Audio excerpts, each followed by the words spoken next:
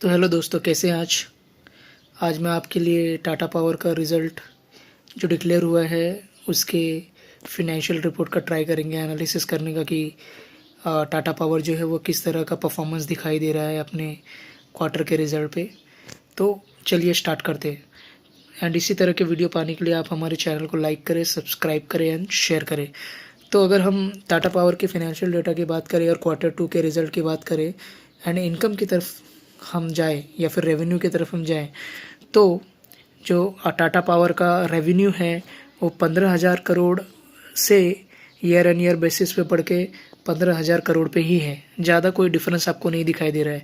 15,783 करोड़ जो था वो 13 सितंबर 2023 को था और वही 13 सितंबर 2024 को जो है वो 16,000 करोड़ का है।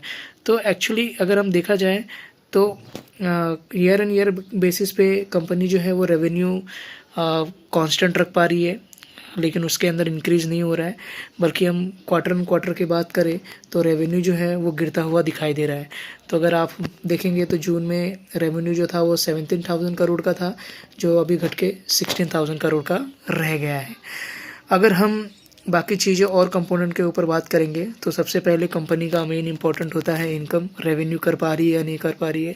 तो कंपनी जो है वो रेवेन्यू कर पा रही है, बट उसके अंदर इंक्रीमेंट नहीं दिखाई दे रहा है हमें। और वो भी अगर इंक्रीमेंट दिखाई दे रहा है तो वो एक्चुअली इंक्रीमेंट जो है वो माइनर है। वो 700 करोड़ का या फिर 600 करोड़ का, एक्चुअली 100 करोड़ का है। तो ये काफ़ी मामूली इंक्रीमेंट दिखाई दे रहा है रेवेन्यू में।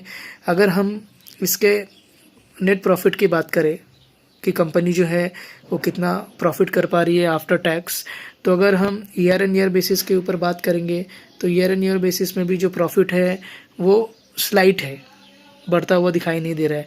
बल्कि हम क्वार्टर ऑन क्वार्टर की बात करेंगे तो जो प्रॉफिट है वो गिरता हुआ दिखाई दे रहा है।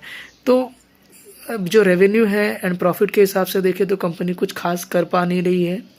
लेकिन अगर हम ईपीएस की तरफ बात करें तो ईपीएस भी जो है वो ईयर एन ईयर पे बेसिस पे बढ़ता हुआ दिखाई दे रहा है, बट क्वार्टर ऑन क्वार्टर के बेसिस पे ये गिरता हुआ दिखाई दे रहा है। तो काफ़ी थोड़ा स्टैंडर्ड और आप कह सकते हैं कि मिला जुला रिजल्ट हमें दिखाई दे रहा है।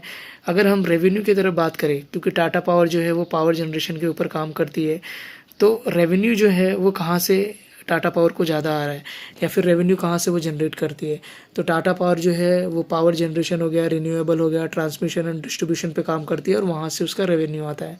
तो अगर हम मेजरली जो रिन्यूएबल की बात करें तो रिन्यूएबल में जो ईयर एन ईयर बेसिस के ऊपर बात करेंगे तो रेवेन्यू घटता हुआ दिखाई दे रहा है। एंड क्वार्टर ऑन क्वार्टर की बात करेंगे तो भी वो घटता हुआ दिखाई दे रहा है। तो ये कुछ खास रिजल्ट नहीं दिखाई दे रहा है इस फिनेंशियल एंड क्वार्टर टू के रिजल्ट के हिसाब से। तो चलिए देखते हैं कि चार्ट पे ये जो स्टॉक है वो कैसा दिखाई दे रहा है, या फिर इस फिनेंशियल रिपोर्ट का जो है वो चार्ट पे कैसा आपको दिखाई देगा। तो अगर चार्ट पे हम लोग जाते हैं टाटा पावर का, तो चार्ट भी यही कुछ कहने की कोशिश कर रहा है। अगर हम मंथ ऑन मंथ की बात करेंगे तो ये जो स्टॉक है वो इसी रेंज में फंसा हुआ है। और इस रेंज में इसलिए फंसा हुआ है क्योंकि कंपनी जो है वो रेवेन्यू कुछ खास कर नहीं पा रही है, राइट, एंड प्रॉफिट भी कुछ खास कर नहीं पा रही है। बट कांस्टेंट रेवेन्यू है इस वजह से, एंड प्रॉफिट कांस्टेंट रखा हुआ है, इस वजह से कंपनी के शेयर में जो है वो गिरावट नहीं हो रही है। अगर हम इसके हिसाब से बात करेंगे कि डेली टाइम फ्रेम पे, तो डेली टाइम फ्रेम पे भी अगर हम लोग चार्ट का एनालिसिस करेंगे तो ये देख सकते हैं आप, इसी जोन में फंसा हुआ है। तो अगर कंपनी या फिर शेयर में तभी तेज़ी आ सकती है जब ये 484 के टारगेट या फिर रेजिस्टेंस को जो है वो ऊपर की तरफ क्रॉस करके ऊपर निकले। अभी के लिए स्टॉक इसी जोन में फंसा हुआ है और जिस हिसाब से रिज़ल्ट है माइट भी ये इसी जोन में फंसा रह सकता है। तो दोस्तों, ये आज का टाटा पावर का एनालिसिस था। ये कोई भी बाय एंड सेल का रिकमेंडेशन नहीं है, ये मेरा टेक्निकल एनालिसिस है। तो इसी तरह के वीडियो पाने के लिए आप हमारे चैनल को लाइक करें एंड सब्सक्राइब करें। एंड हाँ, ये स्टॉक जो है वो बाय एंड सेल का रिकमेंडेशन नहीं है। आप अपने फाइनेंशियल एडवाइज़र को संपर्क करें किसी भी स्टॉक को बाय करने से पहले। Thank you, bye bye.